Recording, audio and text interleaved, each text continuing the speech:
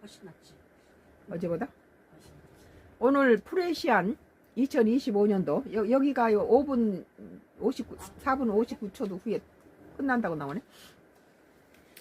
프레시안에서 2025년 괜찮네. 프레시안에서 2025년도 12월 1일자 기사예요. 이 대통령 군사 분계선 충돌 없을 것, 남북 연락 채널 복구 제안이라는 기사입니다. 우리 핵무장, 핵 없는 한반도 원칙 어긋나 일부 세력 겸위의 전쟁 유도 시도. 이재명 대통령 2일 북한을 향해 우발적 군사 충돌 방지부터 분단으로 인한 인간적 고통 해소. 일단은 진보 측이 정권을 잡으면은 남북 관계가 좋아지고 중국이나 러시아 쪽에가 부드러워지고 한미 관계는 조금 약간 떨떠름해지는데, 그런데 우리나라의 그 기업들이 일하기에는 이렇게 남북 관계가 전쟁 분위기가 완화되고 좋은 관계가 유지할 때 경제가 그렇게 발전할 수 있다는 거예요. 그래서 김대중 전 대통령 때나 노무현 때 또 문재인 정부 때 이때가 남북 관계가 좋았어요. 뭐 이산 가족도 이렇게 서로 만나기도 하고, 우리나라에서 문재인 전 대통령이 트럼프와 김정은을 판문점에서 만나게 다리를 놔준 사람이 문재인 전 대통령이죠.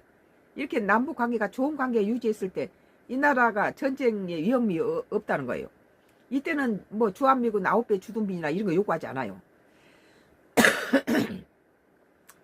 오늘 이재명 대통령이 2일 북한을 향해 우발적 군사 충돌 방지부터 분단으로 인한 인간적 고통 해소, 나아가 남북 간 다양한 현안을 논의하기 위한 만남을 시작해 한다며 허심탄회한 대화 재개를 위해 우선적으로 남북 간 연락 채널 독구를 제안한다고 밝혔다. 이런 건 상당히 마음에 들죠. 우리 국민들 입장에서는. 북한을 영원한 원수로 취급하고 서로 냉전을 취할수록 우리는 미국의 군사 주둔비를 더 많이 내야 되고, 이 남북은 화해하고 통일의 길은 더 멀어지는 거예요. 가족 간에도 형제 간에 다툼이 있잖아요. 우리 북한은 남북이 형제잖아요.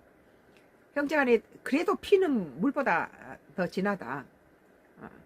이 대통령이 이날 서로 만나고 자꾸 위험 부담 줄여나가고, 우리는 상당히 가까워졌다가 보수 측이 잡으면 또 이렇게 멀어지고, 이걸 언제까지 반복해야 되는지 모르겠어요. 이 대통령은 이날 경기도 고양시에서 열린 민주평화통일자문회의 출범회의에서 남북 간 긴급히 소통할 일이 있어도